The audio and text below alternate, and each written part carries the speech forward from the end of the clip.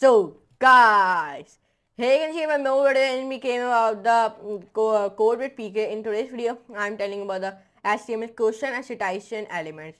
So, in today's full stack web development, I'm telling you about in the HTML what are HTML question and citation elements. So, yeah, I'm telling you about it. So, see the video start to and please do not forget to like this video, share and subscribe to my channel. Do not forget to all the notification bell always time for any future latest videos about the full stack web development. So now without taking your any time, let's move computer screen and let's do a coding with laughing.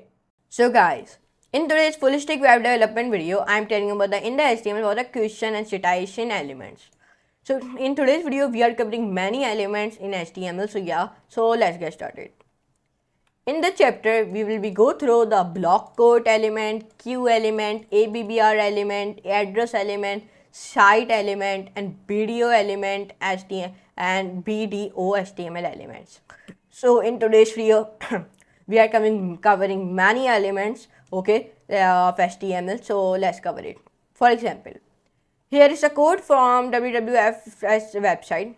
Like this one code, here you can see it. In this code, it is writing like for 60 years, WWF worked to help people and nature thrive as a world. And there is one paragraph admin written, okay. It does not need to read it, okay. It does not read. It is not very main thing. But anyways, let's come on it. Our main topic: HTML block code for questions. The HTML block code element define a section that is quoted from another source. Means that browsers usually indent block code elements. Okay, like this one example here you can see it. Let me copy the example and let me go on my Visual Studio Code. So I am not using the Sublime Text Editor. If you are settled on your Sublime Text Editor, you will be use it. I am using my Visual Studio Code, but no, I am using a Sublime Text Editor. Okay, so now let me make a new file, and then I'm giving my file save as, and I'm saving my file in my documents, and my file name is index.html. So this type of output is coming. This means index.html already exists. Do you want to replace it? It means like index.html file has been already made it. Do you want to replace it? If in that file there is not any such type of important work in that your file, so you will press yes. If there is any important work, so you will press no, and you give the different name of the file like html.html, like this type of name. Now what can I do here? I write like first of all HTML, and then I'm writing here video in the title, and then I'm pasting this code here. First of all, here I write a p paragraph, and I have already told you about the p paragraph. Okay, so then the main topic is block code. Here I write like block code element, and in the block code element here I also write a one paragraph. Here you can see it. Now when I save it and when I open my file of the index.html, so it is coming like this. Here you can see it is coming like this, and when I here you can see it, here is the code of WWF website, and this type of it is coming like that. Here you can see it. Now let me minimize it. Now what can I do? Let me minimize it now. The HTML queue for short question. This is one example of block code for questions, and I have told you, the block code element define a section that is quoted from the another source, and it usually indent the block code elements. Okay, this is for block code is used. Now HTML queue for the short questions. HTML queue element is for the short questions. So the HTML queue text define a short question. Okay, it defines the short questions, means that browsers normally insert a question marks around the question. Okay, let me show you here. Around the question, the browser will add a question mark. Let me show you.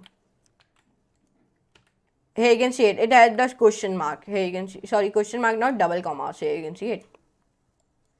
So let me tell you why it give me, but you must know the queue element is defined the short questions, and the block code element is for the questions. Okay, so why it give me in the double commas? It because in the double commas I write like queue element, like I have told you, the queue element, the browser normally insert the question marks around the question.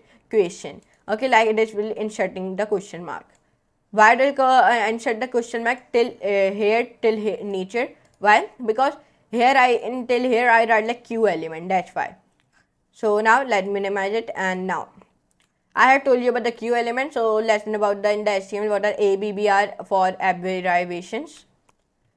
The HTML ABBR text defines an abbreviation or an acronym like a HTML, CSS, Mr., DR, ASAP, and ATM.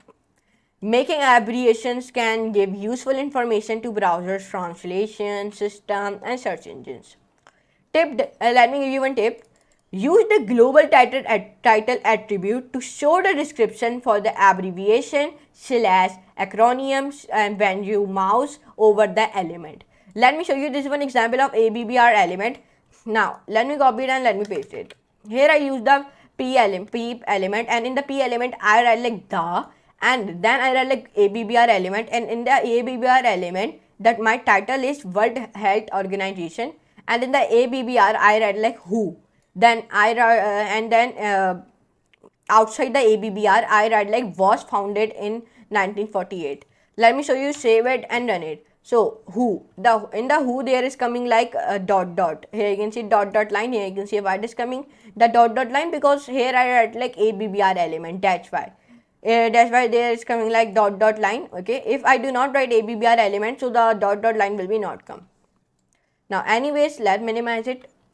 Now HTML address for contact information. HTML address tag defines the contact information for the author, owner of a document or an article. Means that when we are building a very big website, so in the last we write the information about the author, owner of a document or an article. So we use the address tag. Okay.